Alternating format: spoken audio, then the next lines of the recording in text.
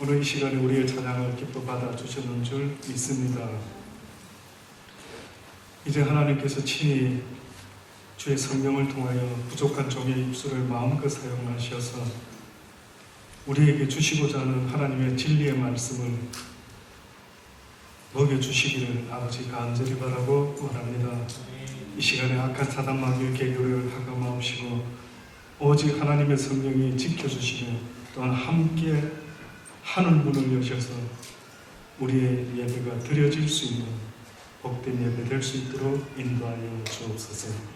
감사합니다. 예수님 홀로 영광 받아 주옵소서. 예수님의 이름으로 기도드리옵나이다. 아멘. 이 예배 시간은요, 하나님 앞에서는 제가 볼 때는 가장 중요한 시간 중에 시간이다라고 믿어 싶지 않습니다. 아주 오래전부터 교회를 개척해서 주일날 교인들을 만나서 이야기 나눠보면요, 뜻밖에도 토요일 저녁마다 해프닝이 생기는 겁니다. 꼭 예배드리러 주일날 오려고 토요일 저녁에 이제 준비를 해서 마음의 준비, 또 일찍 좀 자는 쪽으로 이렇게 뭔가 조금 주일을 준비할 수 있는 마음으로 해야 되는데, 어떤 분의 고백은 늘 토요일만 되면 온 집이 한바탕 다투고 하는 일이 벌어진다는 겁니다. 어느 날 영적으로 밝으신 분의 이야기 중에 저는 그게 100% 동감이 됩니다.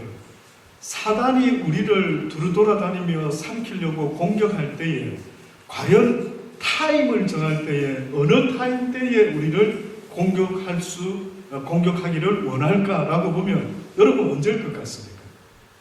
예배드릴 때, 말씀을 읽으려고 할 때, 그 말씀을 지켜 행해 보려고 애를 쓸 때에 길을 쓰고 아마 막지 않겠습니까? 그래서 여러분, 주일날 교회 올 때에 그냥 오는 마음 자세로는 심히 여러분 온전한 예배 드리기가 어렵습니다. 오늘도 기도 중에 말씀했죠, 집사님. 하나님 앞에 예배하는 자는 신령과 진정으로 예배해라 라고 하는 것은 결국 하나님이 기뻐하는 승리의 예배를 드리라는 것이죠. 사단은 막는답니다. 할 수만 있다면 교회에 못 나오는 상황을 만들어내고요, 그래도 길을 쓰고 교회 오는 분이 있으면 이 자리에 앉는 그 순간부터 방해를 한답니다. 그래서 여러분 몸을 앉아 있는데요, 갑자기 어떤 생각이 들어오는 거예요. 지금 그런 생각할 타임이 아닌데 여러분 생각 속에 어떤 생각이 들어오는데 여러분 어떤 생각이 들어오는 것 같습니까? 어떤 분은 갑자기 내가 불을 끄고 나왔나? 혹시 가스불에 뭘 얹어놓고 나온 건 아니야? 이상하게 예배 시간에 앉아 있으면요, 나도 모르게 온갖 생각들이 들어오기 시작합니다. 그럼에도 불구하고 어떤 사람은요, 집중하려고 하는 사람이 있죠. 여러분, 예수님이 뭐라고 말씀합니까?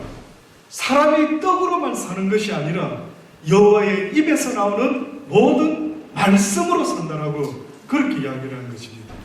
그러니 악한 사단이 우리에게 영적인 공격을 한다라고 할 때에 무엇으로 공격하는가라고 보면은요, 가장 기본이 하나님의 말씀을 먹지 못하게, 듣지 못하게, 읽지 못하게 막는 것입니다.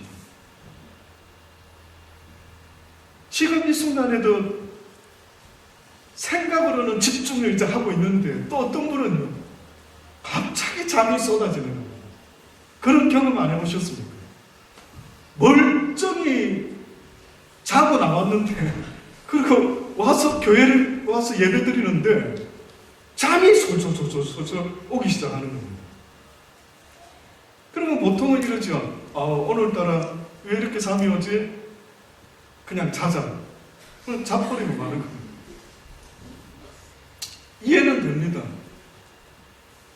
그런데 여러분, 어느 날 예수님께서 제자들과 함께 겟세마네 동산에서 기도를 하는데요, 여기서 좀 깨어서 나를 위하여 기도를 해달라고 했는데, 뜻밖에도 기도하고 오신 예수님이 제자들을 보니까 제자들이 함께 기도를 하고 있는 게 아니고 잠을 자고 앉아요. 그때 뭐라고 이야기하십니까? 마음은 어리운데 육신이 약하거든.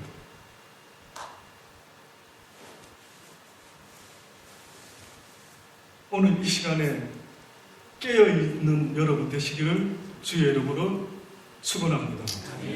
한번 옆에 보시면서 깨어있으십시다. 한번 이야기해 볼까요? 깨어있으십시다. 예, 저도요 그 자리에 앉아있으면 어떤 분이 와서 말씀을 전할 때 저는 제가 살고 싶어서 아버지 혹시나 내가 아직도 뭘 모르는 부분이 있으면은 저 종을 통해서 무슨 말씀이든 들려주옵소서 먹기를 원합니다라고 주님은 그 갈망하는 그 사람 때문에 우리에게 먹여주실 줄 믿는 것입니다. 오늘은요 한국 전쟁이 발발한 지 67주년이 되는 해입니다. 1950년 한국에 있었으면 아마 이 6.25에 대한 이야기를 우리 아이들이 엄청 배울 텐데 아마 지금 호주에서 사는 우리 아이들이요 한국의 히스토리 역사에 대해서 아마 그렇게 잘 알지는 못할 것 같습니다. 한번 들어보십시오. 1950년 6월 25일 오늘같이요 주일날 아침이었습니다. 주일날 아침에 한국에 전쟁이 일어났습니다. 5,000년의 우리 역사 중에요 민족끼리 싸워가지고 죽은 숫자가 사상 최고였습니다. 그 전에 뭐 고려시대, 부여, 뭐 신라, 뭐 온갖 나누어서 싸우기도 했지만은요. 그러나 한국 전쟁만큼 이렇게 비참한 전쟁이 없었습니다. 근데 그 싸운 원인이 뜻밖에도 뭐냐면은 사상이었습니다. 사상. 생각의 차이. 잘 한번 생각해 보십시오. 사람을 죽일 이유가 뭐가 있는지는 모르겠는데 생각의 차이, 사상의 차이 때문에 같은 민족끼리 부모, 형제, 온 마을이 서로를 죽이는 그런 역사를 가진 적이 있습니다. 당시 6.25 사변 때 6.25 전쟁이 끝난 이후에 이런 통계가 나왔습니다. 국군 전사자가 14만 6,837명이 죽었다라고 하고 유엔 전사자 사망자 수가요 3만 6,837명이 죽었답니다. 부상자, 다친 사람, 군인이 71만 7,003명, 유엔군이 11,580명, 실종자, 잃어버린 사람이요 국군이 4만 3,572명이고 유엔군이 1,554명이었답니다. 학도의용군이 352개의 학교에서 2,020여 명이 희생당했다고 그러고요. 납치자가 84,532명, 행방불명된 자가 30만 3,212명이랍니다. 부상자가 22만 9,625명, 전쟁 미망인이 50만 명이었고 고아가 5만 9천 명, 남쪽으로 넘어온 피난민이 61만 8천 명이었다. 제가 일일이 이렇게 숫자를 한번 불러드려 보는 것은 상상을 한번 해보시라는 것입니다.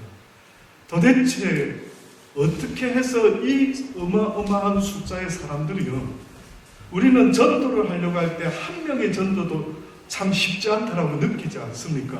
그런데 전쟁이라는 이름 아래 이렇게 어마어마한 숫자의 사람들이 죽게 된 것입니다. 그 근본적인 원인이 뭐라고요? 사상 때문이죠. 근데 저는 이 민족 동존의 상잔의 이 비극이요 우리만 있었는가라고 생각했는데 성경에 보니까 성경에도 있는 겁니다. 어디에 있을까요? 뜻밖의 창세기에 보면은요 형제간에 죽이는 사건이 살인 사건이 일어나는데 그게 바로 아담과 하와의 아들이었던 가인과 아벨의 이야기입니다. 세월이 창세기 그 이야기에 보면 세월이 지난 후에 가인이 땅의 소산으로 제물을 삼아 여호와께 드렸고 아벨은 자기도 양의 첫 새끼와 그 기름으로 드렸더니 여호와께서 아벨과 그 제물을 연락하셨으나 가인과 그 제물은 연락지 않았답니다. 왜 그렇게 하나님께서 아벨의 제사는 받으시고 가인의 제사는 받지 않으셨을까? 보니까 성경에는 뭐라고 말씀하고 있느냐면 여호와께서 아벨과 그 제물은 연락하셨으나 가인의 제물은 연락지 아니한 건 가인이 심히 분하여 안색이 변했다. 여호와께서 가인에게 이르시되 내가 분하여 함이 어쩌미냐. 안색이 그렇게 변한 것은 도대체 무엇 때문이니? 내가 선을 행했다고 하면은 어찌 낯을 들지 못하겠느냐. 결국은 하나님께서 가인과 아벨에게 어떠한 제사를 드려라고 명령을 하신 것 같아요. 그래서 가인은 그 명령에 순종하지 않았다라고 성경이 말하는 겁니다. 신학교에서는 얼마나 많은 논쟁을 하는지 모릅니다. 왜 하나님께서 아벨의 제사를 받으셨을까? 아벨이 드린 제사는 땅의 것으로 드린 것이 아니라 가축을 드렸는데 가인은 곡식을 드린 거예요. 여러분, 당시에 인간이 먹을 수 있었던 것은 가축이었을까요? 곡물이었을까요? 예? 곡물이었습니다. 그러면 아벨이 가축을 키웠다라고 하는 것은 왜 키웠죠? 뭐 때문에 키웠을까요? 예? 그럼 그걸 누가 명령했을까요? 그게 하나님이 명령하신 겁니다. 그래서 성경에 여러분이 혹시 아시는지 모르지만은 아담이 범죄한 이후로 자기의 부끄러운 수치를 감추려고 어떻게 했느냐 하면은 나무 잎을 따가지고 치마를 만들어 입었죠. 그랬더니만 하나님께서 아담을 부르시고 이제 에덴 동산에서 내쫓는데 여러분 나뭇잎으로 치마를 만들었을 때에 그 나뭇잎 치마가 얼마나 갈 수 있을까요? 유효기간. 안 만들어 입어보셔서 잘 모르겠죠. 그러나 나뭇잎이 과연 가지에 붙어있지 않고 떼졌을 때에 얼마나 갈 수가 있을까요? 하나님께서 성경에 보니까 에덴 동산에서 내쫓을 때 뜻밖에도 가죽 치마를 만들어서 가인과 아담과 하와에게 지어줬다라는 겁니다. 뭔가 하나님께서 어떤 메시지를 갖고 계셨겠죠. 다시 말하면 어떤 면에서 너희의 죄를 위하여 어떠한 짐승이 희생이 되었다는 것을 성경이 우리에게 말해주고 있는 겁니다. 그래서 그런지 뭔가를 계속해서 잊지 마라, 잊지 마라, 잊지 마라, 기억하라. 예수님이 십자가에 달려 돌아가시기 직전에 최후의 만찬을 하실 때에 뭐라고 이야기하십니까? 포도주를 주시면서 이는 내 피라, 이는 내 살이라. 기억하라, 기념하라, 잊지 마라. 이걸 볼 때마다 누군가가 너희들을 위하여 나 예수가 희생했음을 잊지 말고 나의 말에 목숨을 걸고 먹고 마시며 살아야 된다는 걸 이야기한 것입니다. 그것처럼 성경에 쓰여 있는 스토리들이 그런 식의 경우가 많습니다. 하나님이 어떤 의도를 가지셨는지 얼핏 보면 이해가 잘 안 되지만은 아담과 하와가 벌거벗고 쫓겨날 판에 만드는 치마가 다 시들어서 무용지물이 된 이 상황에서 뜻밖에도 어느 짐승을 희생시켜가지고 아담과 하와에게 가죽 팬티를 만들어 준 겁니다. 그 이후에 성경의 스토리는 나와 있지 않는데 뜻밖에도 아벨이라는 사람이요, 하나님께 제사를 드리는데, 예배를 드리는데 어떤 예배를 드렸느냐 하면은 땅의 곡식으로 예배를 드리지 아니하고 전혀 먹을 수 없는 그러한 짐승을 키워가지고 하나님께 제사 드릴 때마다 그 짐승을 바쳐가지고 제사를 드렸던 겁니다. 그러면 무슨 이야기일까요?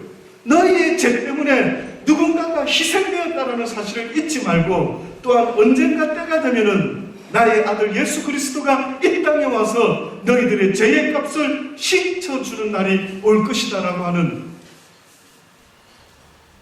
메시지가 있다라고 보는 것입니다.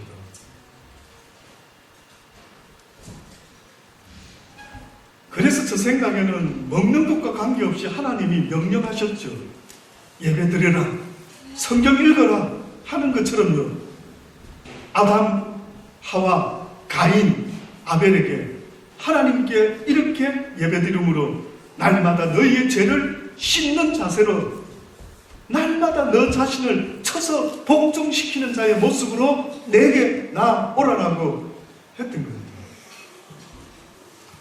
그래서 아벨은요, 필요도 없는, 잡아서 스테이크 해먹을 수도 없는 양을 키웠던 겁니다. 하나님의 말씀에 순종한 거예요. 믿음으로 아벨은 하나님의 말씀에 순종을 했는데, 가인은 그냥 곡식단을 가지고 하나님께 심플하게 예배를 드렸던 모양이에요. 그때의 하나님은 아벨의 제사는 받으셨지만 가인의 제사를 받지 않았던 겁니다.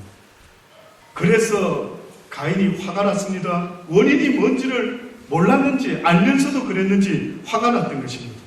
그때에 하나님이 말씀하기를 내가 선을 행하면 어찌 낯을 들지 못하겠느냐. 네가 선을 행하지 아니했다. 다시 말하면 이 땅에서 인간에게 하나님이 너희들은 선을 행하는 자가 되어라는 말은요, 너희가 하나님의 말씀을 준행하는 자가 되어라고 말하는 거예요.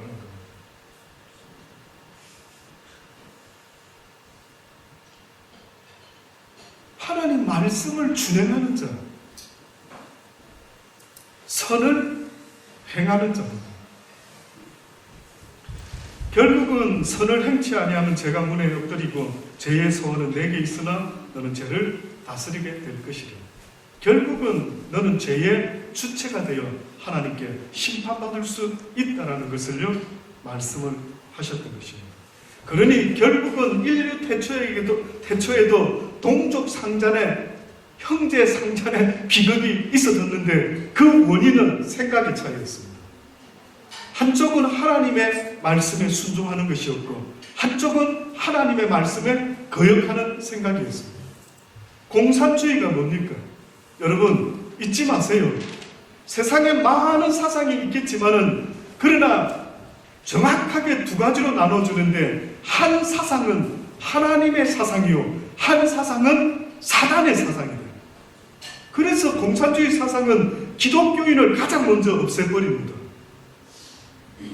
얼마나 싫어하는지 모릅니다. 공산주의 사상이라면 칼 막스라는 사람이 있었죠. 이 자가 굉장한 영향력을 끼친 사람입니다. 사람들의 많은 생각에 부정적인 생각을 넣었는데 그가 인간의 머릿속에 부정적인 생각을 넣기 위해서 첫 번째로 시도했던 것은 어떤 말이었느냐면 신은 신은 필요 때문에 고한데 정신적인 허구이다. 이렇게 시작해요.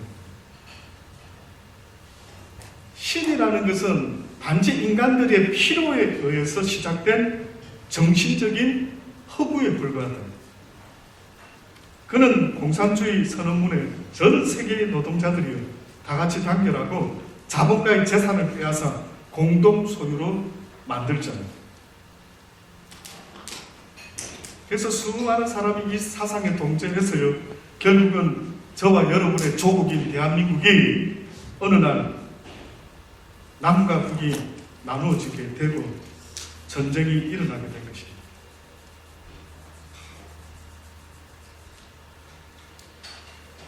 성경을 배우다 보면은 많은 영적인 지식을 얻게 되는데 그 중에 한 가지가 세상은 놀이터가 아니라는 거예요. 세상은 영적 전쟁터라고 성경이 말씀하고 있습니다. 그래서 성경은 깨어 있기를 계속해서 말씀하세요.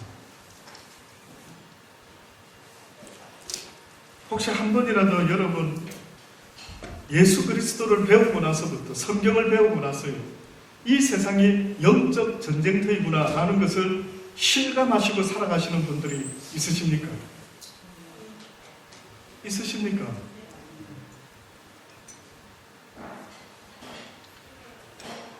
지난 목요일날 호산나에서도 잠깐 언급을 했는데요. 여러분, 전쟁터라는 것, 전쟁이라는 상황은요, 어떤 상황이냐면은 내가 살기 위해서는 남을 죽여야 되는 상황이 전쟁터입니다. 지금 하나님이 우리에게 말씀하는 것은 깨어 있으라고 이야기를 하는 겁니다. 왜 잠을 자고 있느냐? 왜 세상의 일에 취해가지고 먹고 사는 일에 그렇게 목숨을 걸고 있느냐? 너희의 실제는 육적인 삶이 아니라 영적인 삶이라고 계속해서 하나님은 고개를 들어 산을 보아라. 하나님이 계신 곳을, 하늘을 좀 보아라는 거예요. 여러분이 살아가는 목적지, 목표지는요, 이 땅의 그 무엇이 아니라고 이야기를 하는 겁니다.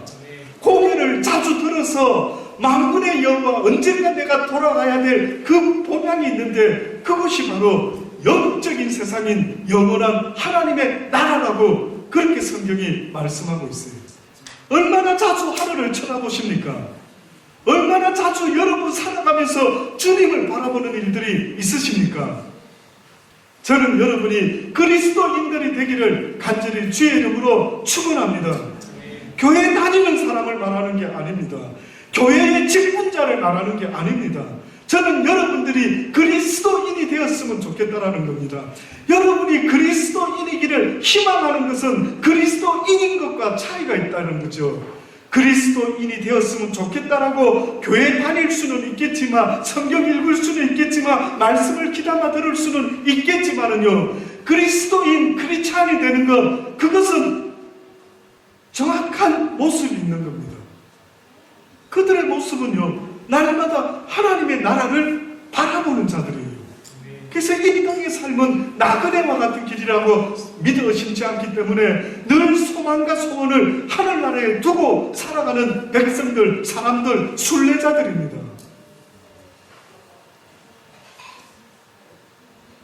저는 가끔 이렇게 함께 예배드리며 함께 하나님을 이야기를 나누는 여러분이요, 꼭 어떤 느낌이 드느냐면은, 이스라엘의 성지 순례를 저는 아직 못 가봤습니다만은 성지 순례 갈 때에 한 팀을 만들지 않습니까? 그래서 한 팀을 만들어 가지고 함께 움직입니다. 그렇죠? 개인 행동할 수 없고 가이드를 통해서 같이 움직이죠. 그래서 버스를 탈 때에도 누가 빠졌는지 체크해서 누가 없습니다. 그럼 출발을 안 하고 기다리죠. 그래서 다시 타서 함께 관광을 하지 않습니까? 그 생각이 들더라고요. 저와 여러분은 어떻게 보면은 같은 교회의 배를 타고요, 하나님의 나라에까지 도착하기 위해서 함께 여행을 떠나는 순례자가 아닐까라는 그런 생각이 들어요. 목적지가 있답니다. 목적지가. 관광은 유럽 여행, 이스라엘 여행 그렇게 정해져 있어서 너무나 잘 알면서 저와 여러분의 삶 가운데 가끔씩 잊어먹고 있는 것 중에 한 가지가, 가장 중요한 것이 우리의 목적지는 하나님의 나라라는 거예요. 그걸 잃으면 다 잃어버린답니다. 아무리 여기서 뭘 하고 살고 뭐 돈이 많고 뭐 명예가 있고 권세가 있고 목사였고 어떻고 저떻고, 이 모든 것이 결국은 무엇으로 끝이 나야 되느냐면 하나님의 나라에 감으로, 주님 앞에 섬으로 함께 영원히 살게 되는 그 일로 마무리가 지어져야 되는 겁니다.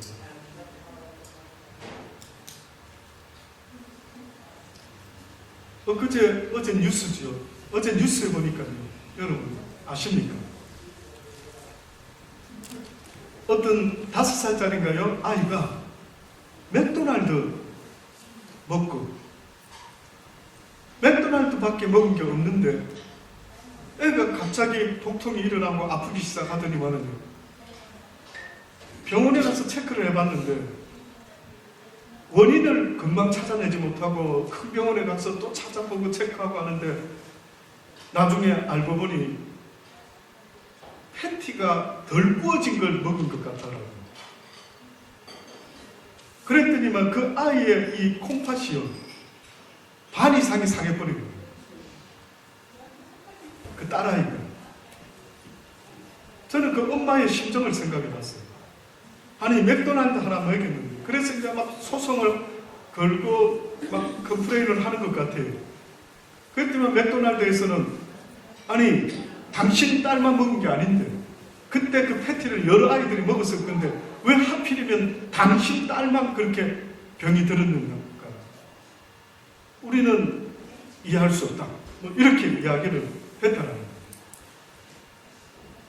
제가 지금 이 말씀 드리는 이유는요, 과연 이 땅의 삶이 만족스러운가요?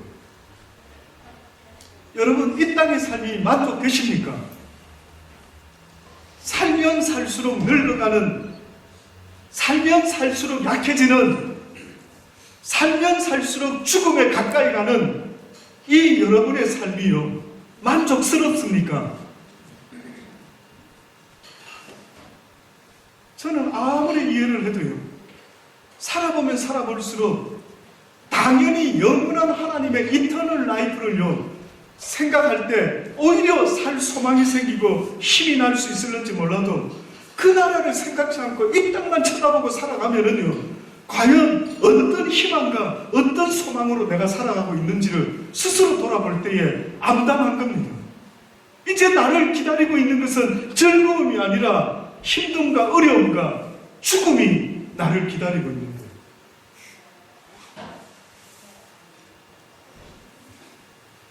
저는 하나님을 믿게 된 이유가 조금 어떻게 보면 참 하나님의 크신 은혜요, 정말 택함을 받았다, 이렇게밖에 표현이 안 됩니다.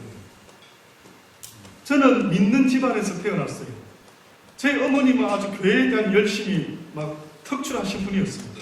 그러나 저희 아버님은 평생을 배 타고 온 나라를 다 다니셨던 분이죠. 그런 부모님 밑에서 제가 태어났는데요, 어느 날 티네이저 때 17살 전쯤에, 지금 고2니까 한 이어 11요?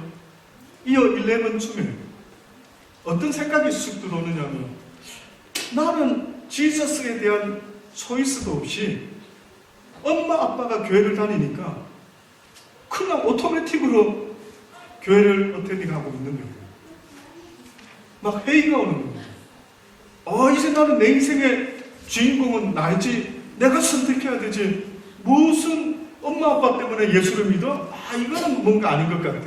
내가 어렸을 때는 그냥 어쩔 수 없이 힘이 딸리니까 엄마 아빠 시키는 대로 했지만, 이제는 내가 한 17살쯤 돼갈 때에, 제가 이어 한 11 되니까 이제는 내가 판단하고 내가 선택할 거야, 이런 생각이 들어오는 거예요.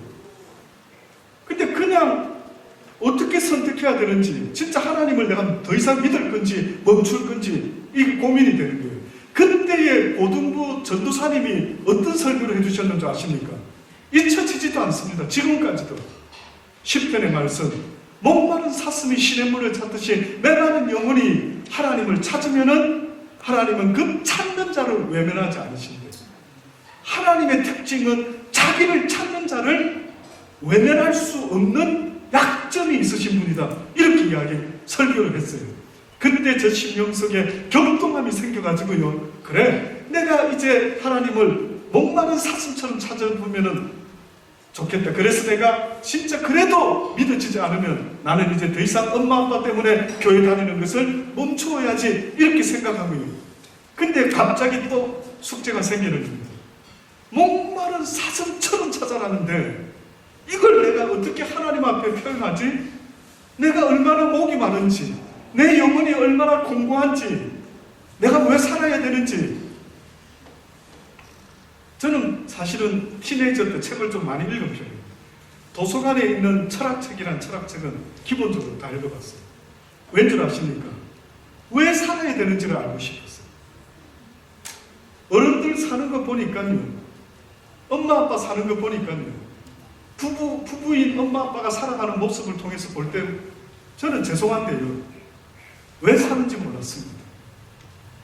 저는 살면서 저희 엄마 아빠가 뽀뽀하는 거 본 적도 없고요, 저희 엄마 아빠가 손잡고 어디 함께 다정하게 데이트하시는 거 본 기억도 별로 없습니다. 그래서 저는 저희 아내와는요, 우리 아이들 있는 데서 일부러 사모는 노골적으로 뽀뽀를 시도합니다. 아이들에게 바랍니다.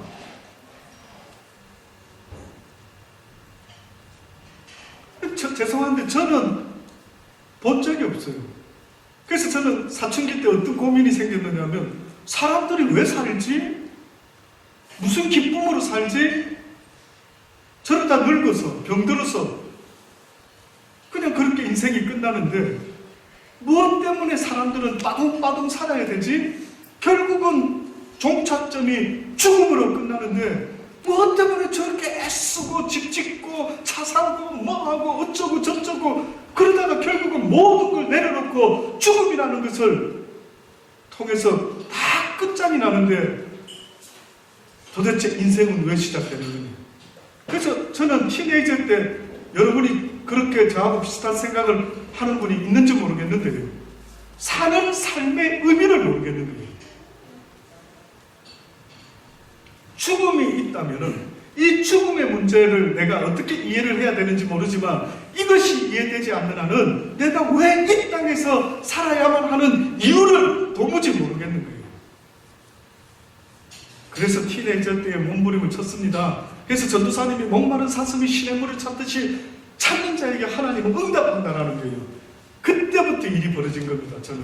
그래서 지금 제가 이렇게 인기 없는 목사로서 살아가는 겁니다. 옛날에는 이발사 다음이었다더라, 인기 순위. 신랑 후보자 순위에서 목사의 인기가 이발사 다음에 있었더라고요. 그 정도로 인기 없는 목사가 된 이유가요, 그 17살 때 일이 벌어진 겁니다. 그래서 제가 고민했죠. 네, 그래도 인간적으로 내 마음을 하나님께 한 번은 전달하고 그래도 응답 안 하시면 저 전도사님이 설교하신 게 온전히 뻥이시구나, 이제는 안 믿을게요, 뭐 이런 마음으로. 근데 이걸 어떻게 표현할 줄은 모르겠는데 목마르다는 거예요. 그때 저 마음에 온 생각, 이 정도로 하면 하나님이 내가 얼마나 목마르다는 걸 아시겠지.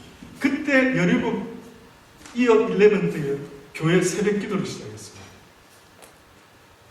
태어나서 그때까지 이틀 이상을 해본 적이 없었는데 제가 방학 때에 하나님 앞에 새벽 기도를 시작했어요. 그래서 기도했던 첫 제목은, 하나님 당신이 살아계시다면 나에게 찾아와 주셔서 내가 왜 살아야 될 이유를 알게 되기를 원합니다. 이것이 17살 소년이 갈망했던 마음이었습니다. 첫날 기억이 생생합니다. 잊을 수가 없습니다. 저희 어머님에게, 어머니 내일 새벽 기도 가실 때 저를 꼭 깨워주십시오, 제가 새벽 기도 갈랍니다 해서 그 다음 같이 가서 교회 마룻바닥 교육관에서 새벽 기도를 하는데 눈을 감자마자 저는 하나님께 도대체 당신이 어디 있습니까? 있으시면 좀 응답 좀 해보세요, 이렇게 좀 따지는 분위기로 가려고 했는데 눈을 감고 기도하는 그 순간부터요, 뜻밖에도 저도 모르는 어떤 힘에 사로잡히는데 17평생 살아왔던 나의 인생을 보여주시는데요, 꼭 어둠 속에서 영사기를 돌리듯이 보이시는데 17살짜리 아이가 지으면 어떤 죄를 얼마나 많이 지었길래 하나부터 10가지를 다 보이시는데 저는 그 자리에서 통곡을 하고 말하는 겁니다. 얼마나 울었는지, 부산 쌀아이가 얼마나 울었는지 눈물이 콧물이 되어가지고요, 비빔밥이 되어가지고 여기에 들어붙었더라고요. 나중에 한두 시간 기도를 하고 나서 또 보니까 여기 들어붙어가지고요, 이거를 어떻게 떼야 될지를 모르겠는 거예요. 그래서 내가 속으로 걱정이 돼가지고 이걸 어떻게 하지, 이렇게 감싸고 화장실에 갔습니다. 기억이 생생해요. 그때 그 하나님의 성령이 저에게 알려주신 것은 네가 얼마나 죄인인가 하는 것을 알게 해주셨습니다. 그래서 오늘 하루만 그랬나 싶은데요, 세상에 놀라지 마십시오. 보름 동안 부산 사나이가 그렇게 울고 있는 겁니다. 보름간 새벽마다. 그래서 교회 어르신들이요, 저 이수도 권사 아들이 왜 저렇게 안 하다가 갑자기 와가지고 새벽마다 우리 기도도 못하게 시끄럽게 저렇게 울고 보고 난리를. 제가 무슨 일이 있대? 세상에 수근수근 하시는 겁니다. 그 이후로부터 지금까지 하나님께서는 저의 기도를 다 들어주셨어요. 저는 특별히 3가지 기도만 했더랬습니다. 그 첫 번째가 뭐냐면, 하나님, 주님이 살아계시다면 꿈속에서라도 예수님의 모습을 보기를 원합니다. 이게 어려운 이야기입니까, 아버지? 육신으로도 오셨는데 저의 꿈속에서라도 주님의 얼굴을 한번 보았으면 좋겠습니다. 그래서 그 기도를 위해서 대학교 1학년 때에 무척상 금식 기도를 했었어요. 대단하죠? 3일간 작정을 했어요. 금식. 그래서 기도를 했습니다. 주여, 보기 원합니다. 그랬더니만 응답을 주시더라고요.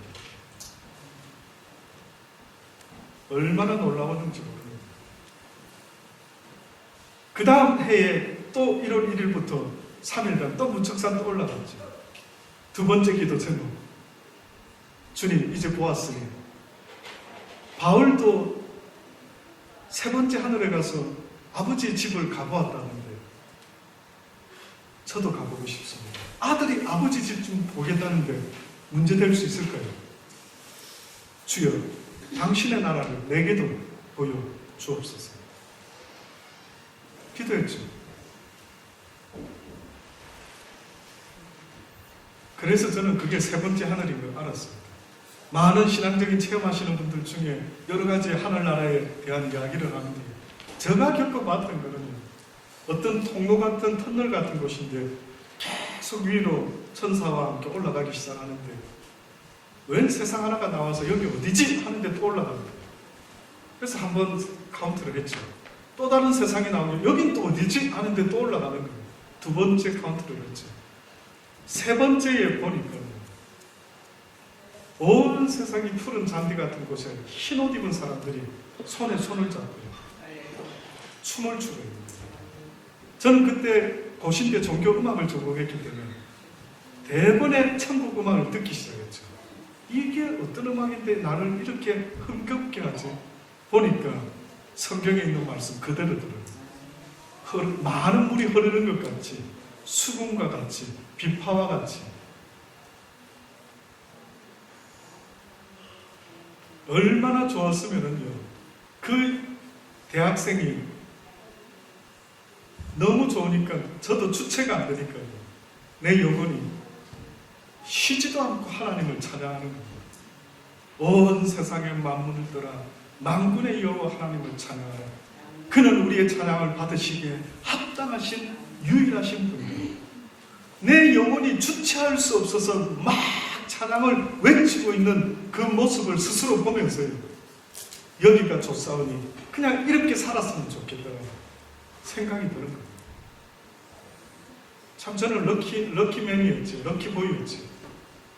제가 그 경험이 없었다면 천국? 웃기네. 그게 어디 있어? 지옥? 웃기네. 죽으면 끝이지. 뭐가 그런 게 다 있어? 그랬겠지. 잊을 수가 없는 거예요. 하나님의 은혜로 그 영원한 나라가 세상에 있다는 사실을 알고 나서부터는요, 저는 주변 사람들에게 입만 뻥끗하면 하나님 이야기했습니다. 그때는 무슨 전도사도 아니었고, 그때는 뭐 목회자도 아니었고, 선교사도 아니었는데, 그 하나님의 나라를 알고 나서부터는요, 누군가가 나에게 뭔가를 물어보면은 저는 끊임없이 하나님 이야기만 시작했던 것입니다. 그때는 전도사가 되겠다는 생각을 해보지도 못했는데, 마지막 3번째 기도를 했던 적이 있었죠. 근데 저는 3번째는 기도 제목이 특별히 없었습니다. 세 번째 기도 제목, 나의 기도를 들어주셔서 감사합니다. 근데 제가 주님을 처음 만났을 때 던졌던 질문이 있었어요. 그 주님이 양쪽에 두 천사와 함께 오셨는데 이제 뭔가를 주시고 마시라고 하셔서 마시고 그분 앞에 무릎을 꿇고 있는데 하늘나라로 올라가시는 거예요. 무슨 용기가 났는지 갑자기 예수님의 발을 확 붙잡고는 제가 한번 여쭤봤어요. 주여, 언제 다시 이 땅에 오시렵니까? 그래서 이렇게 보시더라고요. 근데 그 보시는 눈빛이 아들을 전쟁터에 내보내는 부모의 눈빛과 같이 잊을 수 없는 애잔함으로 보시는 거예요. 근데 세 번째 아무런 이제 제목이 없었어요. 아버지, 그저 감사합니다. 그런데 세상에서 빨래를 해도 그렇게 하얗게 할 수 없는 어떠한 흰옷을 입고 오셨는데 너는 내가 사랑하는 자요, 내가 기뻐하는 자요. 보아라, 내가 이 세상에 다시 올 것이라. 6월절 전까지는 내가 이 땅에 다시 올 것이라.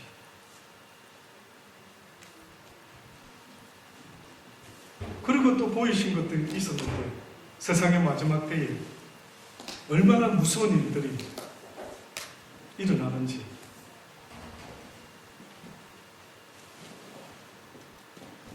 이 모든 경험들은요, 저를 위해서가 아니었더라고요.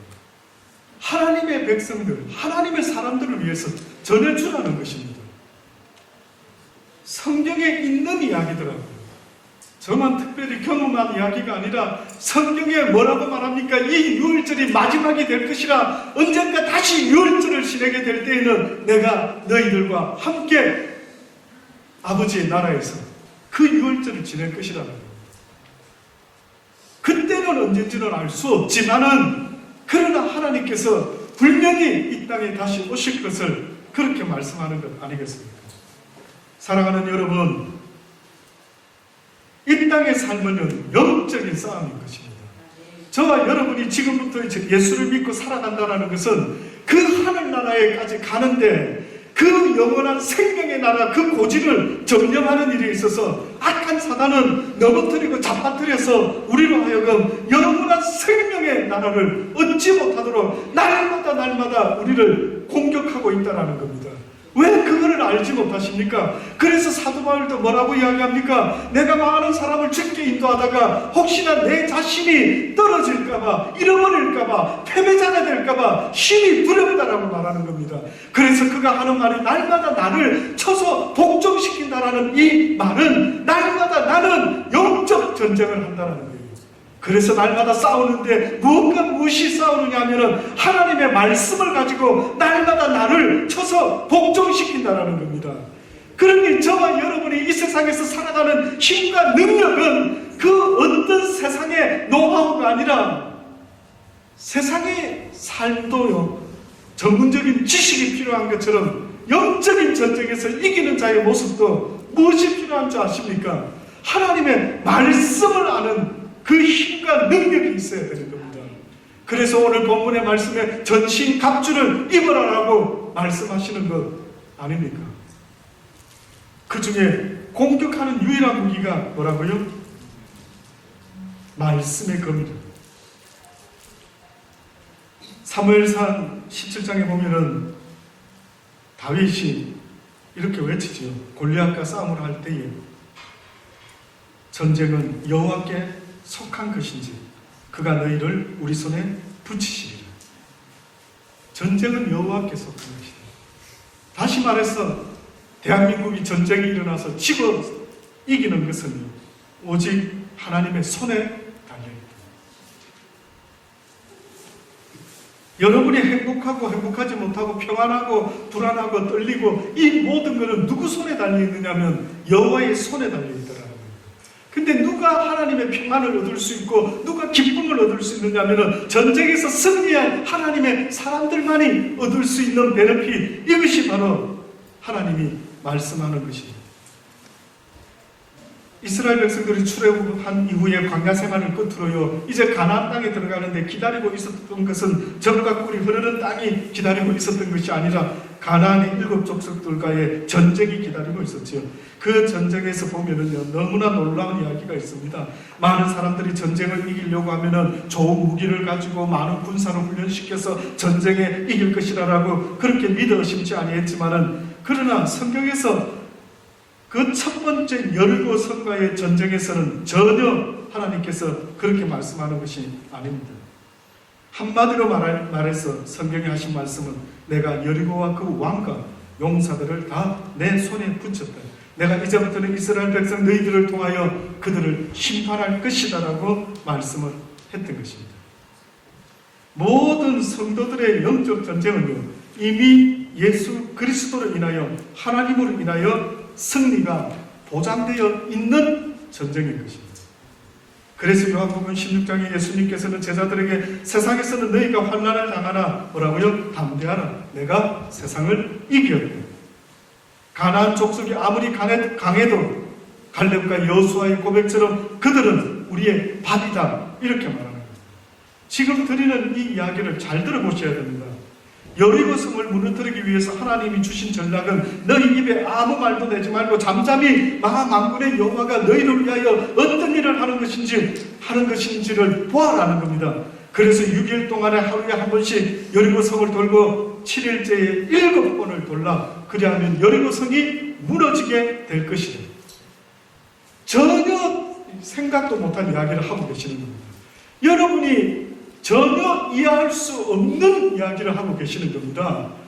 다시 말하면은 전쟁을 이기기를 원한다면은 전쟁의 준비를 해야 되는데, 뜻밖에도 하나님은 그 전쟁의 승리는 내 손에 있으니 너는 지금부터 내가 하는 말을 귀담아 들으라. 꼭 아벨에게 가인에게 너희들은 제사 드릴 때 앞으로 이 짐승을 잡아서 드리라 라고 말씀하는 것처럼 뭐라고 말하냐면 여리고성을 그저 매일 하루에 한 번씩 돌기만 하고 7번째 7일째에 7번을 돌아라. 결국 그대로 순종했을 때 여리고성이 무너졌던 것입니다. 이것을 믿음이라 말하는 겁니다. 여러분, 성경에서 의인은 믿음으로 말미암아 산다. 저와 여러분이 먼저 그 나라와 그 의를 구하는 그 믿음으로 말미암아 산다라는 것은 방향이 전혀 다르다는 것입니다. 내가 먹고 살려고 하는데 먼저 그 나라와 그 의를 구하면 먹고 사는 모든 문제는 하나님이 더하여 준다라는 거예요. 너희의 영적 싸움의 대상은 먹고 사는 것이 아니다라고 말하는 거예요. 아니라는 거예요. 요단강을 건널 때도 그저 제사장들이 법궤를 메고 요단강에 들어가라. 그래서 첨벙첨벙 들어갔더니만 요단강이 갈라졌던 겁니다. 이게 믿음의 사람들의 삶입니다. 가나 혼인잔치 때 하인들에게 예수님이 뭐라 말합니까? 돌 항아리에 그냥 물을 채워서 갖다 주라. 그래서 그냥 갖다 줬더니만 그게 포도주가 되었다는 것 아닙니까? 엘리사가 나만 장군에게 뭐랍니까? 요단강에 가서 7번 목욕을 해라. 한 2-3번 하다가 말 수도 있었죠. 7번 목욕했을 때 뭐라고 이야기합니까? 어떤 일이 일어납니까? 깨끗이 나았더라. 하나님은 우리에게 어떤 문제를 해결해 주실 때 보기를 원하는 것은 우리의 믿음의 모습입니다. 근데 우리는 목숨 걸고 그 문제를 풀어보려고 변호사 찾아가고 그 문제를 풀어보려고 힘 있는 사람 찾아가고 돈 있는 사람 찾아가서 어떻게 하든 그 문제를 풀어보려고 몸부림을 치고 있지만은 모든 것에 능하신 신, 전쟁에 능하신 신, 영적으로 악한 영을 유일하게 이길 수 있는 분, 그분이 바로 하나님이신 겁니다. 그래서 여러분, 마지막으로 말씀드립니다. 하나님이 예수님을 이 땅에 보내시면서 우리의 모습을 성경이 설명하는데 누가복음 4장 17절로 보면은 예수님께서 어느 날 이사야의 글을 기록한 것을 찾아서 읽으시는데 이렇게 읽으셔요. 주의 성령이 내게 임하셨으니 이는 가난한 자에게 복음을 전하게 하시려고 내게 기름을 부으시고 나를 보내사 포로된 자에게 자유를, 눈먼 자에게 다시 보게 하면 전파하여 눌린 자를 자유케 하기 원합니다. 마음이 가난한 자가 어떤 자인 줄 아십니까? 사단에게 포로되어 있는 자라고 이야기하고 있어요. 사단에게 종노릇하고 있는 자, 포로의 삶을 살고 있다는 거예요. 그래서 가난한 자라고 하는 이 성경의 원어의 뜻은요, 누군가가 도와주지 아니하면 살아갈 길이 없는 자의 모습, 누군가가 이 힘센 적군의 손에서 나를 구원해 주지 못하면 나는 살아갈 길이 없다라고 말하는 거예요. 내 스스로 그들을 이길 힘이 없는 상태.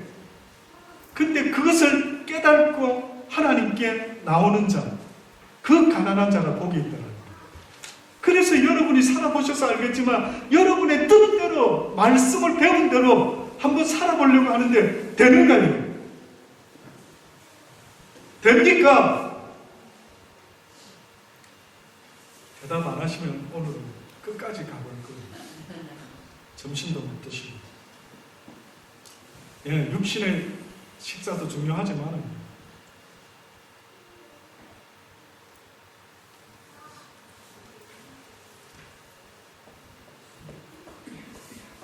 결국은 내가 얼마나 가난한 자인가를 인정하실 수 있게 되기를 주의 이름으로 축원합니다. 힘이 없어요. 이제 주님을 알겠는데, 주님이 어떤 말씀하고 있는지 조금은 알겠는데 그 말씀을 이루려고 하니까 나에게는 힘이 없는 거예요. 그래서 예수님이 제자들에게 뭐라고 말합니까? 예루살렘을 떠나지 말고 보혜사 성령이 너희들에게 임할 때까지 기다리라는 거예요. 지금도 우리에게도 똑같은 이야기입니다. 여러분이 가난한 자에게 복음이 임하는데, 가난한 자에게 주의 성령이 임하게 되어 있는데 지금 여러분은 그게 아쉽지가 않은 거예요. 그 갈망이 안 생기는 거예요. 사단과의 영적 전쟁이 바로 이러한 것이라는 걸 하나님은 말씀하고 있었습니다. 사랑하는 여러분, 꼭 승리하실 수 있게 되기를, 그래서 주님 안에서 믿음으로 주님이 이루어 놓으신 승리가 여러분의 것이 되기를 간절히 주의 이름으로 축원합니다. 기도하십니다. 좋으신 아버지 하나님, 그렇습니다. 하루를 살아도, 하루를 예배드려도, 30분을 예배드릴지라도 아버지 하나님을 저희들이 그 말씀을 가슴 깊이 새기며 아버지 영적 싸움에서 치지 말고 승리할 수 있는 우리가 되기를 아버지 간절히 바라고 원합니다. 혹시나 포로가 되어 아직도 종살이하며 포로된 자의 삶을 살아가고 있지는 않습니까? 아버지께서, 예수님께서 성령이 임하여 가난한 자에게 복음을 전하려고 하셨던 것은 이러한 우리를 해방시켜 주시려고 아버지 말씀하신 것인데 아직도 해방의 기쁨을 맛보지 못하고 늘 사단에게 종노릇하여 지금도 슬퍼하며 괴로워하며 누군가를 미워하며 섭섭해하며 아버지 아직도 종노릇하며 살아가고 있는 자신이 힘이 불쌍함을 느낄 수 있는 은혜를 더하여 주옵소서. 그래야 하나님을 찾을 수밖에 없는, 목숨 걸고 간절히 가난한 자의 심령으로 찾을 수밖에 없는 우리 모두가 되게 하여 주옵소서. 예수님의 이름으로 기도드리옵나이다.